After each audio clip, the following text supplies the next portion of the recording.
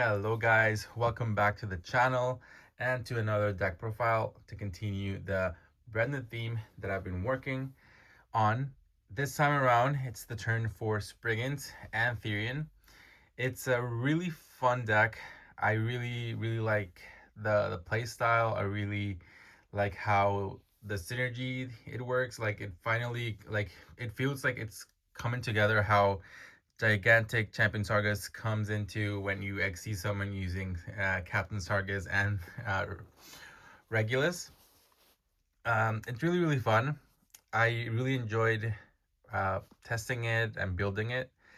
Sadly, however, I don't think it's as competitive as the other versions that I've posted in the channel, and of course, compared to the other deck profiles on this week, that yeah, it it completely feels like underpowered in comparison to all of those decks, but it's still really fun. I would consider this deck maybe like a tier 2 fun deck. But yeah, let's get into it. I will show you, and I guess we'll give you a little bit of explanation behind it, since I think that it probably is one of the decks that doesn't really have that much content out there. So for the Spriggan side, the one Captain Sargas, the one Springans Branga. I am playing the two Rocky, the two Brothers, and three of the new um, Springans Brigade kit. This ratio, I think it felt okay. The only card that I'm kind of like iffy to change ratios is the new Brigade, just because it doesn't really start your plays. Like, whenever you open this plus any of these two, it kind of feels better because it kind of gets your play starting, but it really feels bricky when you draw one more than one, and but it also feels like kind of rough when you don't open it. But in the end, I think you can still search it with the Tally-Ho Spriggans. But yeah, it's a deck in progress. I'll probably make some adjustments as we go and maybe update it because I really liked the playstyle. That's it for the Spriggans monsters. For their spells, the two Great Sea Golgonda, because we still like opening with this and plus a Spriggans monster. It's still kind of like a one card combo, but not really. But it feels really strong as a good push. The two Springans Watch, because it's still a phenomenal card whenever you open this and this. It's pretty good. And the three Taiho Springans, it's pretty much your searcher for whatever card you need to get your combo going. Usually it's going to be either Rocky or Brothers or even the Brigade Springans kit. But yeah, it's still your extender as well. It's kind of like a similar kind to it whenever the like the Springans side of things pops off. But yeah, it's not really a one card combo deck, which is why it feels like a weaker kind of thing. And it's also like a high risk, high reward. Whenever it pops off, then it's amazing, but you can also break, and it's like it's kind of iffy. For the Therion side, the two King Regulus, the two Lily, one Empress Alasia, one Ripper Fume, and the one Duke. I think this is a perfect ratio. I didn't play through Lily because technically, like I mentioned before, you do have some kind of pseudo one card combo starters, but they're not really one card combo starters, and it's pretty much a brick unless you have another one engraved, so it's kind of tricky. For the spells, I am playing the two Therion this Coliseum. Still one of the best field spells ever. I'm playing two because we are playing four different ones. There's ways to recycle them, of course. Right, Rocky can recycle their field spell, but at this way you can get it back with the LS engine. And yeah, it kind of like goes back and forth with that. But honestly, this is the field spell you want to have on field most of the time because it gives you an additional protection and kind of like a loop that I will show you in a sec. And then the one Therion charge just for to have draw power. We don't really have that much Therion cards as other decks, but yeah, and it comes up here and there because you really need that draw power. And then the one Therion cross because it's an additional interruption. It's searchable and it pretty much works most of the time. That's it for the Therion engine. Then as non-engine, I have, of course, the 3 Ash as usual standard, the 3 for Wallace. I'm playing the 2 Nibiru alongside the 1 Talents, the 1 Called by the Grave, and 2 Forbidden Droplet to run up to 40.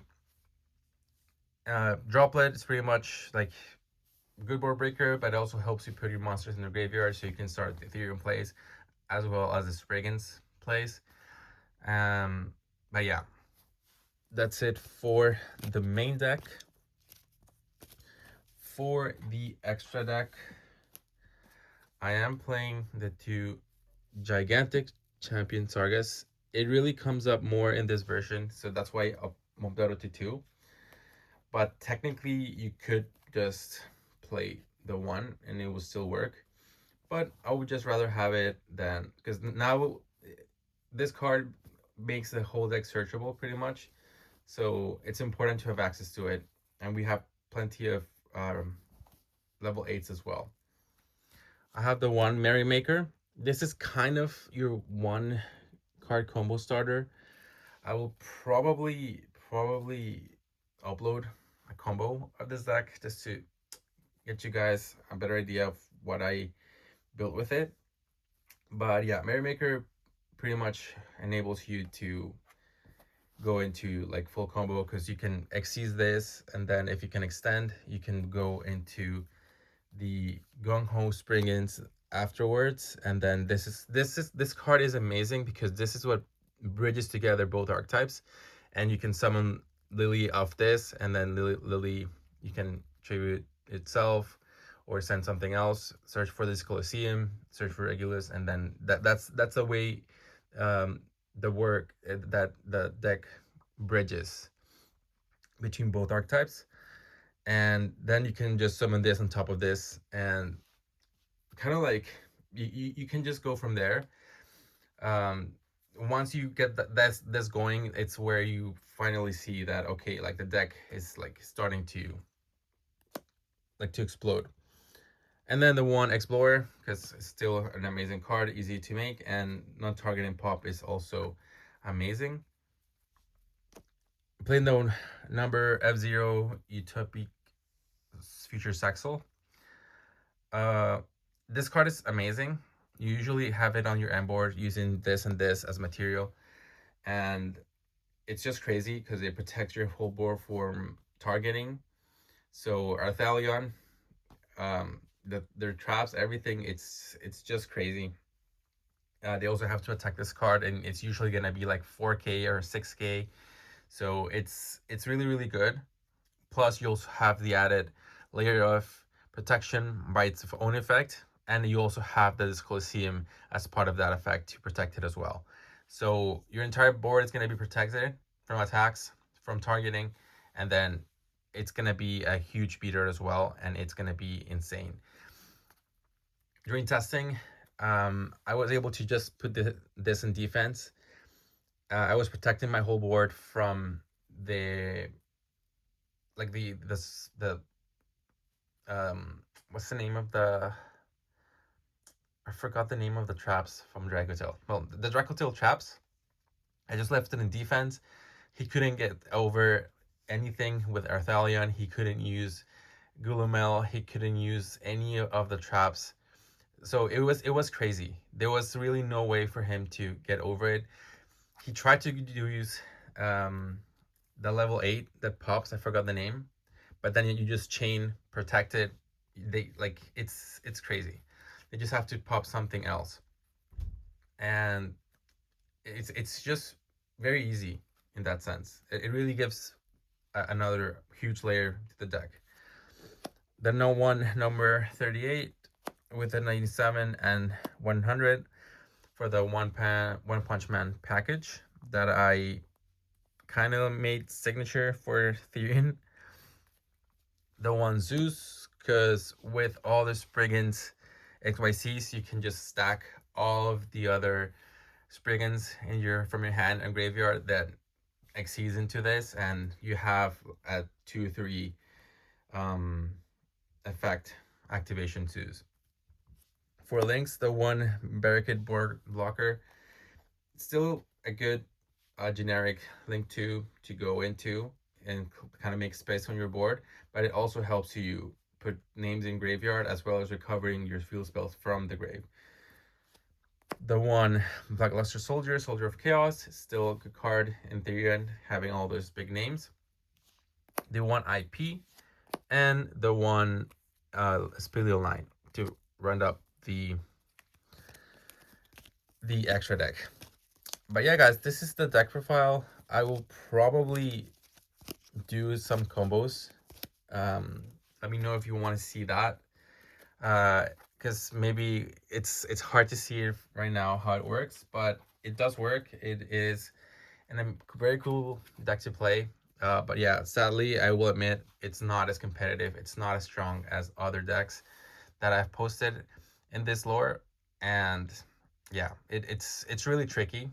It's either like a not even a glass cannon, but it's just like when it starts and it gives you everything and it's very powerful, but you can also just not start at all, break a lot. It probably does need some adjustments, maybe insert more draw power in sense of like trading, or I don't know what else. I'll probably have to look into what other cards I could use. But yeah, guys, this is my Springans Therion deck profile. I hope you enjoyed it. Let me know what you think in the comments. If you have suggestions, if you know other cards that I might be able to put in to make the deck stronger and more consistent, please let me know in the comments. And yeah, I will see you in the next one.